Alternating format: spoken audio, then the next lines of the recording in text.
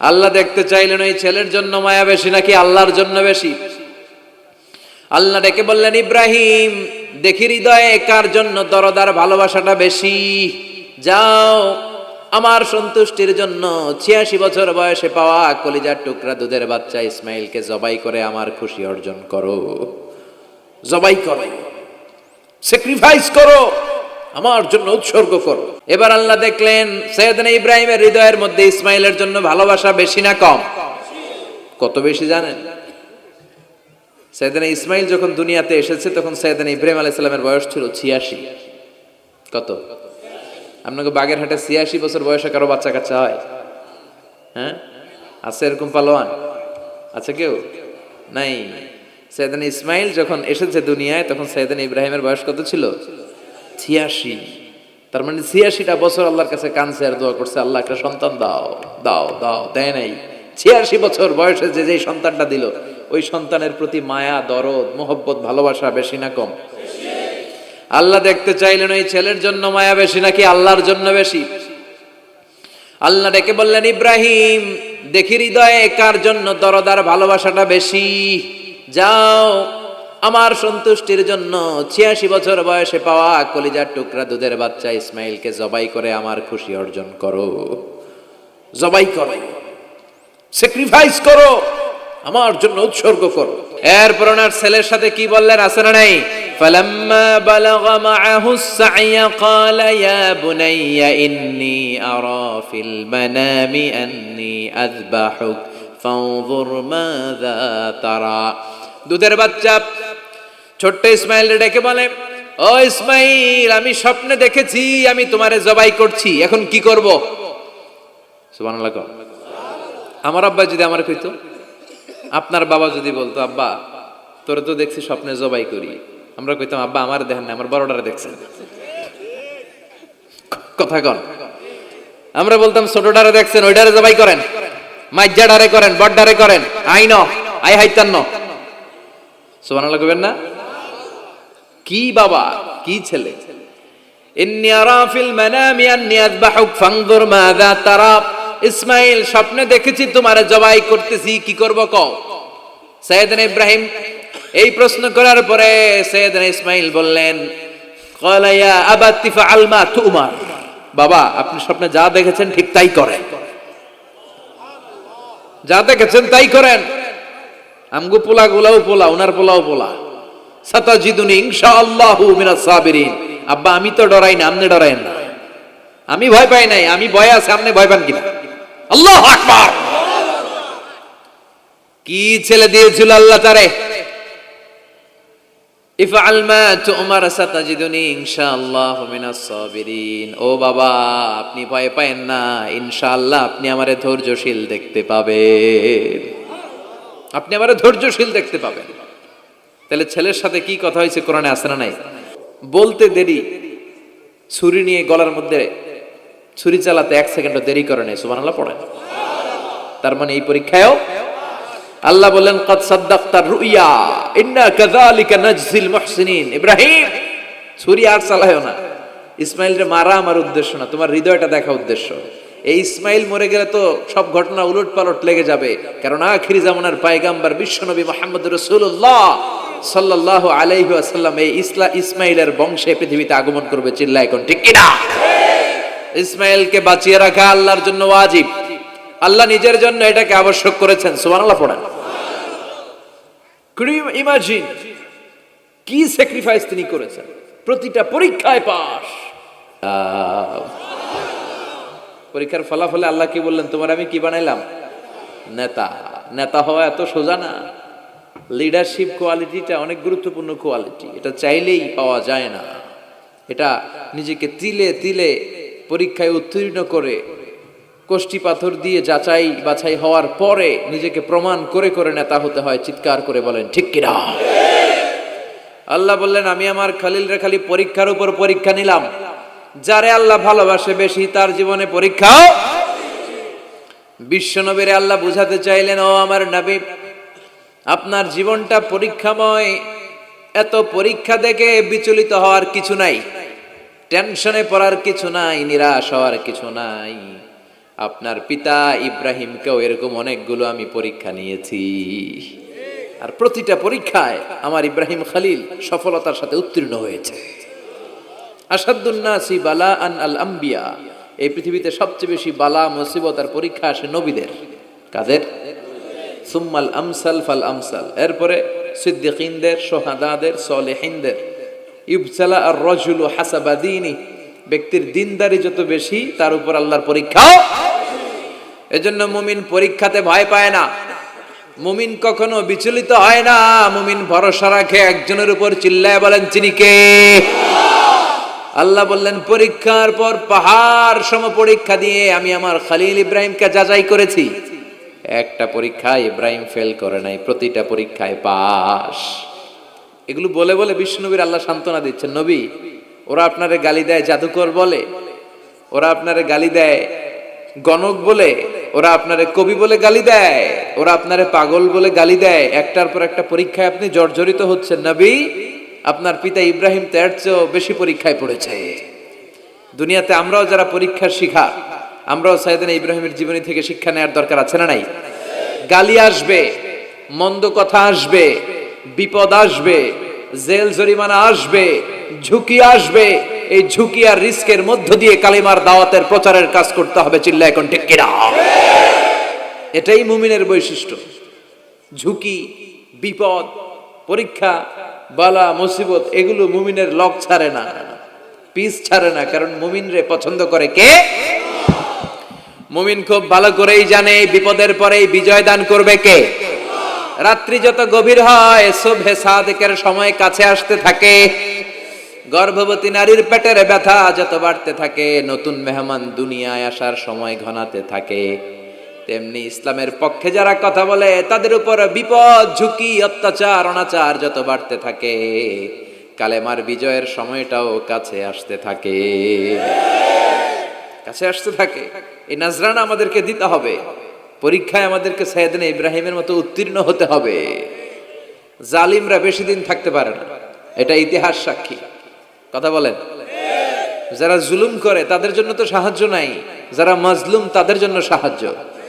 বদরের প্রান্তরে 313 জন মাত্র দরিদ্র, গরিব, মাজলুম সাহাবী, তাদের জন্য আকাশ থেকে ফেরেশতা দিয়ে নুসরাত সাহায্য করেছে কে? তার মানে মাজলুম আল্লাহর পক্ষে আর জালিমের বিপক্ষে, ঠিক কি না? জালিমের জন্য কোনো সাহায্য নাই, বরং দুনিয়ায় যারা জুলুম করে তাদের ক্ষমতা বেশি দিন থাকে না। ফেরাউন বেশি দিন থাকে নাই, থাকছে? নমরুদ বেশি দিন থাকে নাই, থাকছে? থাকতে পারে না।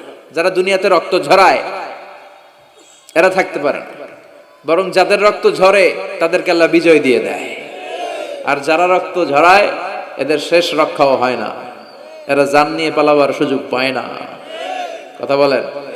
এজন্য পরীক্ষা আসলে মুমিন ভয় পাবে? মুমিনের হৃদয়ে ভয় আছে কার? চিল্লায় বলেন। আল্লাহর ভয় নিয়ে থাকতে হবে। সাইয়েদনা ইব্রাহিমকে একটার পর একটা পরীক্ষায় আল্লাহ ফেলেছেন, একটার পর একটা পরীক্ষায় আল্লাহ ফেলেছেন, কিন্তু এই পরীক্ষায় তিনি গোল্ডেন এ প্লাস। সুবহানাল্লাহ পড়েন। রব্বুল আলামিন বলেন, ওয়া ইয বিতালা ইব্রাহিম রাব্বুহু বিকালিমাতিন ফাতাম্মাহুন্না ক্বালা ইন্নী জাইলুকা লিন-নাসি ইমামা। ও খলিল, একটার পর একটা পরীক্ষা আমি তোমার জীবনে নিয়েছি। বিশ্বনবীরে বললেন আমার ইব্রাহিমের উপর একটার পর একটা পরীক্ষা আমি নিয়েছি, ইব্রাহিম প্রতিটা পরীক্ষায় পাস। আর খুশি হয়ে আমি বললাম, ইব্রাহিম আমি তোমার নেতা বানায় দিলাম। আল্লাহ put Sayyidina Ibrahim in some tests and trials, and Sayyidina Ibrahim successfully overcome all the tests. Allah said, Ibrahim, I'm gonna make you the leader. Ibrahim আমি তোর লিডার বানাই দেব, এই ফলাফল স্বরূপ তোমার আমি গোটা বিশ্বের নেতা বানাই দিব। I'm gonna make you the leader. এজন্য সাইয়েদনা ইব্রাহিমকে নেতা বানাই দিলেন কে? একটার পর একটা পরীক্ষা তিনি দিয়েছেন। একটাও সাধারণ পরীক্ষা ছিল না, সব ভয়ঙ্কর পরীক্ষা। পরীক্ষাগুলো ছিল অগ্নি পরীক্ষা। পরীক্ষা নাম্বার 1 ইলকাউহু ফিন্নার, আগুনের পরীক্ষা। নমরুদ বলে, ইব্রাহিম ঈমান ত্যাগ করো, না হলে আগুনে ফেলবো। কোথায় ফেলবো? সাইয়েদনা ইব্রাহিম বলে, আমার জীবন যাবে কিন্তু ঈমান যাবে। ঈমানের পথে অবিচল থেকে আমার মরণ যেন হয়। তোমারই কাছে মিনতি আমার, তোমারই কাছে মিনতি আমার, মহামহিম দয়াময়, ইমানের পথে অবিচল থেকে আমার মরণ যেন হয়। পড়ে না আমিন। নমরুদ বলে ইব্রাহিম ঈমান ছাড়ো, তা না হলে আগুনে ফেলবো। ইব্রাহিম বলে জীবন যাবে কিন্তু ঈমান যাবে। তার মানে পরীক্ষায় পাস, আগুনে ফেলে দেয়া হলো, ঈমান হারা করতে পারে নাই নমরুদ। তার মানে আগুনের পরীক্ষায় নাকি ফেল না পাস? পরীক্ষা নাম্বার 1। পরীক্ষা নাম্বার 2, আল্লাহ বললেন ইব্রাহিম কলিজার টুকরা সন্তান ইসমাইলকে আর প্রিয়তমা স্ত্রী হাজারকে মক্কার ধুধু প্রান্তরে রেখে আসো, যেখানে কোনো মানুষ নাই, কোনো পাখি নাই, কোনো প্রাণী নাই, কোনো খাওয়ার পানিও নাই, কেউ নাই, জনমানব শূন্য এলাকার মধ্যে ফ্যামিলির সবাইকে রেখে আসো, ইসমাইলরেও রেখে আসো, হাজারকেও রেখে আসো। কোনো টু শব্দ করলেন না। সাইয়েদনা ইব্রাহিম কিছু জিজ্ঞেসও করলেন না, বলার সাথে সাথে ওনার স্ত্রী আর কলিজার টুকরা বাচ্চাটারে মক্কার ধুধু প্রান্তরে রেখে দিয়ে আসলেন। এই পরীক্ষায়ও কথা বলেন, এই পরীক্ষায়ও আমাদেরকে যদি আল্লাহ বলে যাও তোমার সন্তান তোমার স্ত্রীকে রেখে আসো সাহারা মরুভূমিতে, পারবেন? হ্যাঁ, কি পরীক্ষা দিয়ে আল্লাহর প্রিয় হয়েছে। তার মানে আগুনের পরীক্ষায় পাস, ফ্যামিলি বিসর্জন দেওয়ার পরীক্ষায় পাস। আবার আল্লাহ বললেন ওয়াজআলনা ফি যুররিয়াতিহিন নুবুওয়াতা ওয়াল কিতাব, আমি খুশি হয়ে এই ইব্রাহিমের বংশের মধ্যে নবুয়ত দিয়েছি, আবার কিতাবও দিয়েছি। সুবহানাল্লাহ বলেন। তিনি নবুয়ত দিয়েছেন। পৃথিবীতে যত নবী আসছে সব সাইয়েদনা ইব্রাহিমের নাতিপুতি। সব কি বিশ্বাস হয় না? এই পৃথিবীতে যত পয়গম্বর এসেছেন তার 99.99% নবীরাই ওনার ছেলে আর নাতিপুতি। চিল্লায় পড়েন আল্লাহু আকবার। এজন্য ওনারে বলা হয় আবুল আম্বিয়া, father of the all prophets, সব নবীদের বাবা। ওনার বয়স যখন 86 তখন আল্লাহ সাইয়েদনা ইসমাইলকে দিলেন। বয়স যখন 100 তখন সাইয়েদনা ইসহাক আলাইহিস সালামকে আল্লাহ দিলেন। এইদিকে ইসমাইল, এদিকে সবাই বলেন এদিকে, এদিকে সবাই বলেন এটা, এটা ইসহাক। পৃথিবীতে যত নবী এসেছে সব ইসহাকের চ্যানেলে এসেছে। এই সাইয়েদনা ইসহাক আলাইহিস সালামের চ্যানেলে এসেছে। সাইয়েদনা ইসমাইলের চ্যানেলে নবী নাই, কোন নবী নাই, নবী ছাড়া চ্যানেল। আর এখানে যত হাজার হাজার লক্ষাধিক নবী এসেছে সব নবী ইসহাক আলাইহিস সালামের চ্যানেলে যারা এসেছে সব নবীরা অন্যান্যদেরকে বলে যাইতো, তার উম্মতকে বলে যেত যে সবশেষে একজন নবী আসবে, তিনি হবেন সর্বশ্রেষ্ঠ নবী, তিনি হবেন সর্বশ্রেষ্ঠ নবী। তো এদের এই চ্যানেলে এত নবী, এরা ভাবছে ওই সর্বশেষ নবীটাও এদিক দিয়েই আসবে। কিন্তু আল্লাহ হাজার হাজার লক্ষ নবী এই চ্যানেলে পাঠালেন, কিন্তু সর্বশেষ নবীটা এইখানে পাঠালেন না। সর্বশেষ চ্যানেলের নবীটা আল্লাহ এই চ্যানেলে পাঠাই দিলেন। সর্বশেষ নবীটা সাইয়েদনা ইসমাইলের চ্যানেলে এসেছে। এজন্য ওরা হচ্ছে বানি ইসরাইল আর আমরা হচ্ছি বানি ইসমাইল। সুবহানাল্লাহ পড়বেন না? উনার ধর্ম, উনার চেইন থেকে ইহুদিবাদ, খ্রিস্টবাদ, ইসলাম, এই 3 ধর্মের জন্ম। ইহুদিবাদও আল্লাহর দেয়া ধর্ম, খ্রিস্টবাদও আল্লাহর দেয়া ধর্ম, কিন্তু আল্লাহর দেয়া শরীয়তের উপর ওরা অবশিষ্ট থাকে নাই, থেকেছে শুধু ইসলাম। ঠিক কিনা? এজন্য আমরা প্রত্যেক নামাজে পড়ি গায়রিল মাগদুবি আলাইহিম ওয়ালাদ-দাল্লিন। ও আল্লাহ, গায়রিল মাগদুব, যাদের উপর তোমার রাগ ক্রোধ, তাদের পথ আমরা চাই না, ওরা হলো ইহুদিরা। ওয়ালাদ-দাল্লিন, আর যারা ভ্রষ্ট তাদের পথও চাই না, এরা হলো নাসারারা। 3 ধর্মের গোড়া সাইয়েদনা ইব্রাহিমের সাথে লেগেছে। এজন্য এই 3 ধর্মকে একসাথে বলে কম্পারেটিভ রিলিজিয়ন, তুলনামূলক ধর্মতত্ত্বের ভাষায় অ্যাব্রাহামেটিক ফেইথ। কি বলে? অ্যাব্রাহামেটিক ফেইথ বলে। এজন্য ওনাকে বলা হয় আবুল আম্বিয়া। সব নবীরা এই চ্যানেলে এসেছে। তার মানে সব নবী সাইয়েদনা ইব্রাহিমের নাতিপুতি। আবার এই প্রতিটা নবীর জন্য আল্লাহ তাআলা আকাশ থেকে কিতাব নাজিল করেছেন। চিল্লায় বলেন ঠিক কিনা? আল্লাহ বলে ইব্রাহিম তোমারও আমি কিতাব দিলাম। সাইয়েদনা ইব্রাহিম আলাইহিস সালামের উপর কিতাব আছে না নাই? ওই কিতাবের নাম কি? কে পারে? ইন্না হাযা লাফিস সুহুফিল উলা সুহুফি ইব্রাহিম ওয়া মূসা। সুহুফি ইব্রাহিম, সাইয়েদনা ইব্রাহিমকে আল্লাহ তাআলা সহিফা দান করেছেন। চিল্লায় পড়েন আল্লাহু আকবার। আবার এই নবীর নামে আল্লাহর কোরআনে একটা সূরা আছে না নাই? কথা কন, কি নাম সূরা? সূরা আলিফ লাম রা। কিতাবুন আনজালনাহু ইলাইকা লিতুখরিজান নাসা মিনাল যুলুমাতি ইলান নূর। সুবহানাল্লাহ পড়েন। আলিফ লাম রা। I have revealed this holy and sacred book unto you in order to lead the mankind out of darkness into the light. ও নবী, আমি এই কিতাবকে আপনার কাছে পাঠিয়েছি অন্ধকারাচ্ছন্ন মানুষগুলোকে অন্ধকার থেকে আলোর দিকে নিয়ে যেতে। এই কোরআনের ভেতরে আলো আছে না নাই? সবকিছুর সমাধান আছে না নাই? সমাধান চাও যদি জীবনে মরণে, ফিরে যাও খুঁজে নাও চোখ রাখো কোরআনে। সুবহানাল্লাহ পড়েন। চোখ রাখবেন কোথায়? নাকি মোবাইলে, না টিভিতে, না এটিএন বাংলার পর্দায়?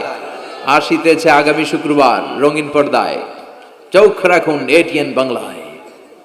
এটিএন বাংলায় চোখ রাখবেন? কই রাখবেন?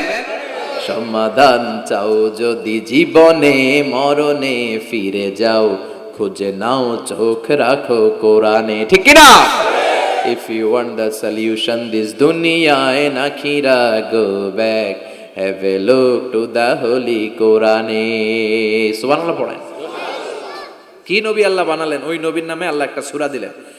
আবার আল্লাহ বললেন, ও দুনিয়ার মুসলমানেরা শোনো, তোমাদেরকে মুসলমান বলে নাম করেছে সাইয়েদনা ইব্রাহিম। ঠিক কি না? আবার এই নবী সাধারণ কোন নবী নয়, এই নবী হলো তোমাদের জাতির পিতা। আমাগো জাতির পিতা কেডা?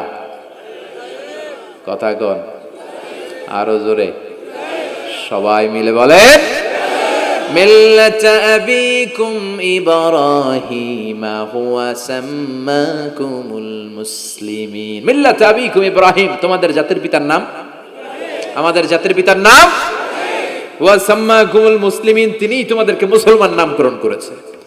আবার আল্লাহ বললেন, আসলিম ইব্রাহিম, তুমি সবাইরে মুসলমান বানাও, আগে নিজে মুসলমান হও। আসলিম ক্বালা আসলামতু লিরাব্বিল, ও ইব্রাহিম তুমি মুসলমান হও। বলার সাথে সাথে ইব্রাহিম বলে, আল্লাহ দেরি নাই, আমি মুসলমান হয়ে গেলাম। ইহুদিরা দাবি করতো সাইয়েদনা ইব্রাহিম নাকি ইহুদি, নাউজুবিল্লাহ পড়বেন না? খ্রিস্টানরা দাবি করতো সাইয়েদনা ইব্রাহিম নাকি খ্রিস্টান। আল্লাহ বলে, মা কানা ইব্রাহিম ইয়াহুদিয়াও ওয়ালা নাসরানিয়াও ওয়ালাকিন কানা হানিফাম মুসলিমা। আল্লাহ বলে, আমার ইব্রাহিম ইহুদি নয়, আমার ইব্রাহিম খ্রিস্টান নয়, আমার ইব্রাহিম পাক্কা মুসলমান। হানিফান মুসলিমা, পাক্কা মুসলমান, ওনার ইসলামে কোনো সন্দেহ। এজন্য আল্লাহ খুশি হয়, ওনার একটা উপাধি দিলেন। উপাধিটা হলো লা হালিম। ইন্না ইব্রাহিম লা হালিমুন আওয়াহুম মুনিব, আমার ইব্রাহিম সহনশীল, আমার ইব্রাহিম ভদ্র। সুবহানাল্লাহ বলেন। আমাদের বাংলাদেশে আমাদের মুসলমানদের মধ্যে এটার সবচেয়ে বড় অভাব, সহনশীলতা আমাদের নাই। কথা কর, নিজে যেটা বুঝি ওইটাই। আমি তাবলীগ করি, আমি মনে করি আমি হক, বাকি সব বাতিল। এই সমস্যাগুলো বাগেরহাটে আছে না নাই? হ্যাঁ, আমি যদি জামাত ইসলাম করি, আমি মনে করি আমি হক, বাকি একটা দলরও আমি হক বলতে চাই না। আছে না এরকম? আমি আহলে হাদিস, সো আমি হক, আর বাকি যা আছে সব বাতিল। আমি কওমি, তো আমি ভালো, আলিয়া সব খালিয়া। কথা কর।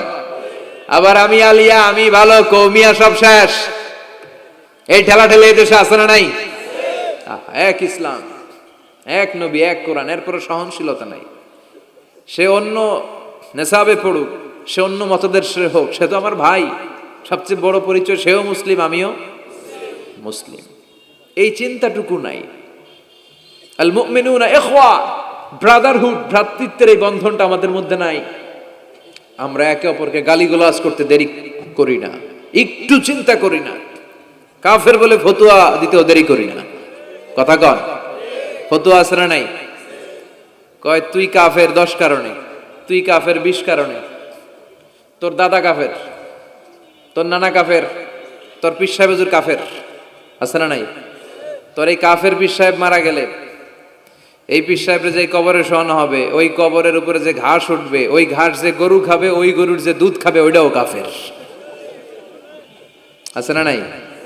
খালি ফতুয়াবাজি। আল্লাহ বললেন আমার ইব্রাহিম ফতুয়াবাজি করে নাই। ইন্না ইব্রাহিম লা হালিমুন আওয়াহুম মুনিব, আমার ইব্রাহিম ছিল সহনশীল ভদ্র একজন নবী। চিৎকার করে বলতে হবে ঠিক কিনা। আবার আল্লাহ বললেন আমার ইব্রাহিমকে আমি খালিল উপাধি দিয়েছি। ইত্তাখাযাল্লাহু ইব্রাহিমা খালিলা, আল্লাহ বললেন গোটা বিশ্বের মধ্য থেকে কাউরে আমি খলিল বলে গ্রহণ করি নাই, একমাত্র ইব্রাহিমকে ছাড়া। ইব্রাহিম আলাইহিস সালামকে ছাড়া কাউরে আল্লাহ খলিল বানাইছে? খলিল মানে বন্ধু। খলিল মানে, সবাই বলেন খলিল মানে। সাইয়েদনা ইব্রাহিমকে বানাইছেন খলিল, আর বিশ্বনবীকে বানাইছেন হাবিব। বিশ্বনবীর কি বানাইছে? আর সাইয়েদনা ইব্রাহিম খলিল। বাপ বেটা, একজন খলিল একজন হাবিব। বাপ কা বেটা সিপাহী কা ঘোড়া, কুছ না হতো থোড়া থোড়া, ঠিক কিনা? বাপ ভালো তার বেটা ভালো, তাই মা ভালো তার ঝি। গাই ভালো তার দুধ ভালো রে, দুধ ভালো তার ঘি। বাবা যদি ভালো হয় ছেলে ভালো, মা যদি ভালো হয় মেয়ে ভালো, গাই যদি ভালো হয় দুধ ভালো, দুধ ভালো তো ঘি ভালো। কথা বলেন। যেমন বাপ তেমন বেটা। বাবা হলেন খলিল, ছেলে হলো হাবিব। খলিল মানেও বন্ধু, হাবিব মানেও বন্ধু। খলিল মানে এমন বন্ধু যেই বন্ধু আল্লাহরে খুশি করার জন্য কাজ করে। কথা বুঝতে হবে। খলিল মানে এমন বন্ধু যেই বন্ধু আল্লাহরে খুশি করার জন্য কাজ করে। আর হাবিব মানে এমন বন্ধু যেই বন্ধুরে খুশি করার জন্য আল্লাহ নিজেই কাজ করে। কার দাম বেশি?